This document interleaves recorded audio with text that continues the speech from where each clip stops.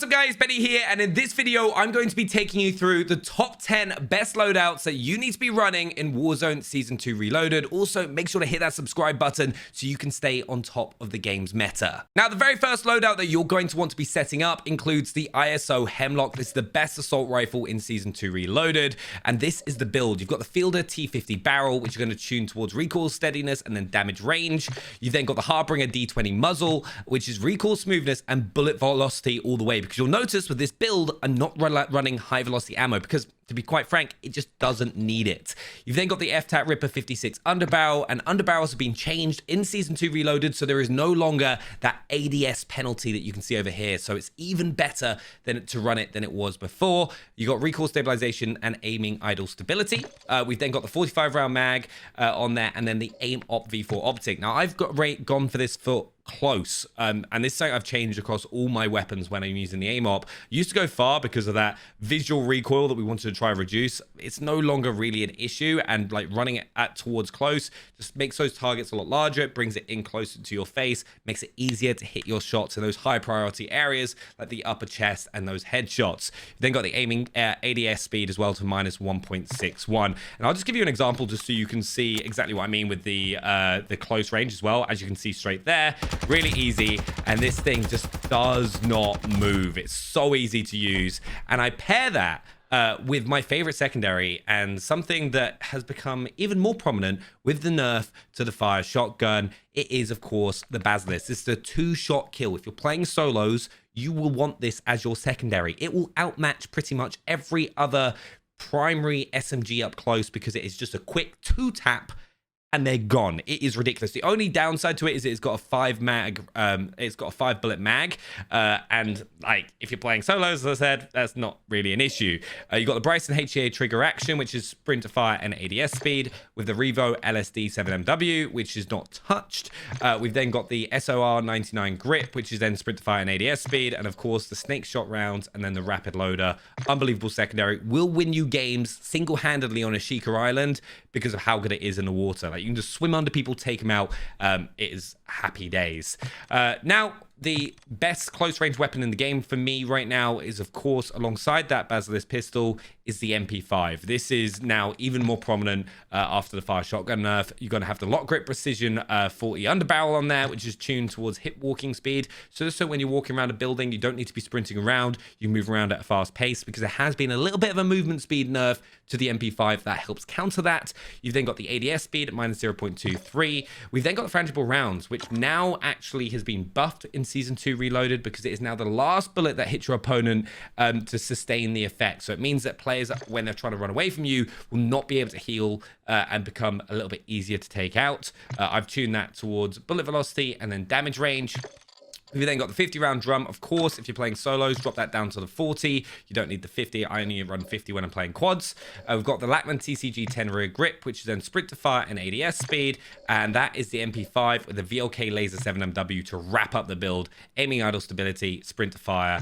I love this particular build. Feels so nice, not much recoil at all. And throughout all these loadouts, I've paired them pretty much the same setups because I think it's kind of standard. This perk package with tracker, double time, fast hands on high alert, stun grenades or smoke grenades, depending on what you want to do. Flashes are also pretty good. Throwing knife throughout, or I run a frag grenade on our Mazrah. So that's really just kind of down to personal preference and doesn't really affect the loadouts too much, especially because of how much loot there is on the floor. Now, our next loadout includes a TAC 56.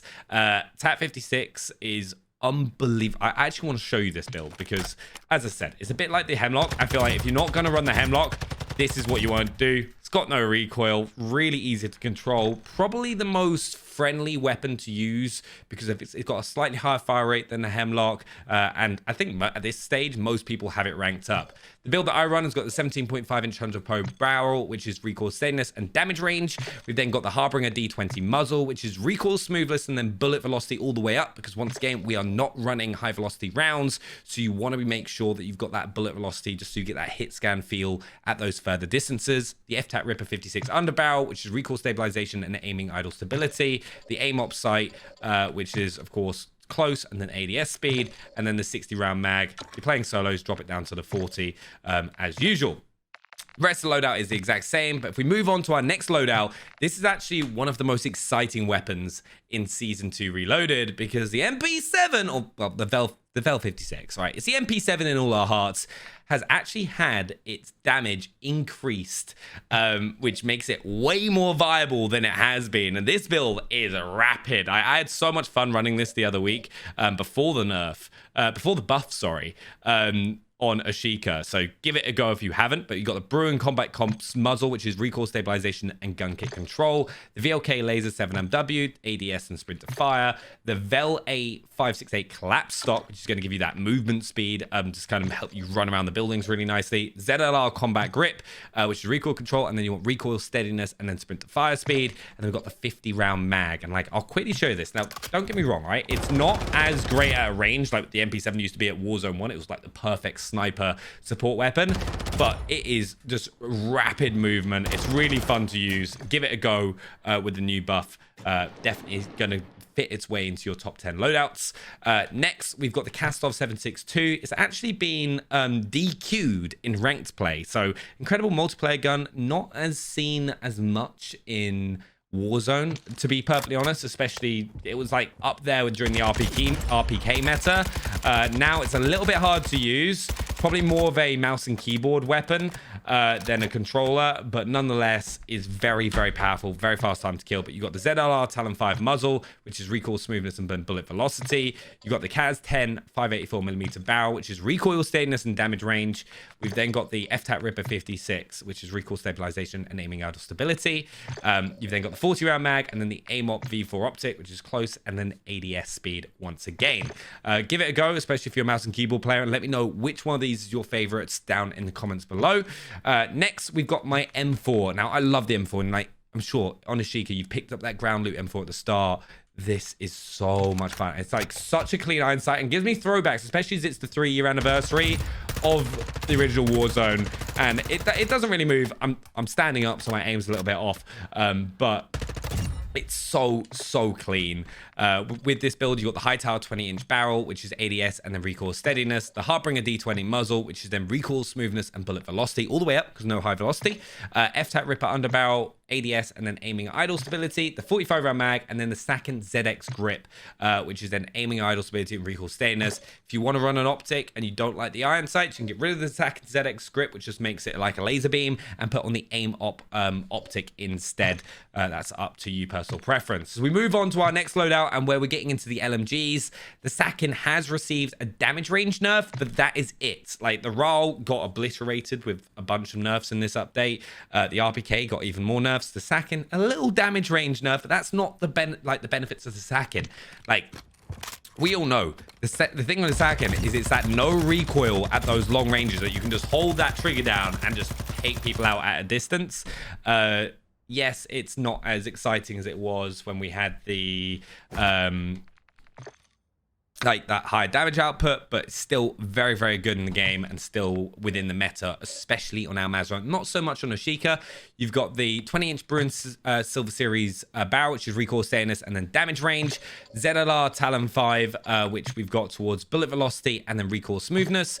The Cronen WL55 underbarrel, which is aiming idle stability and recoil stabilization. The AMOP V4, which is close and ADS. And then also that is the total build once you've added the FSS Ollie 5 laser, which is quite a popular attachment right now, and they're quite cookie cutters. We finally started figuring out the meta attachments and combos for assault rifles, for long range and everything like that, so we're starting to get more of a uniform on our attachments, which is pretty exciting.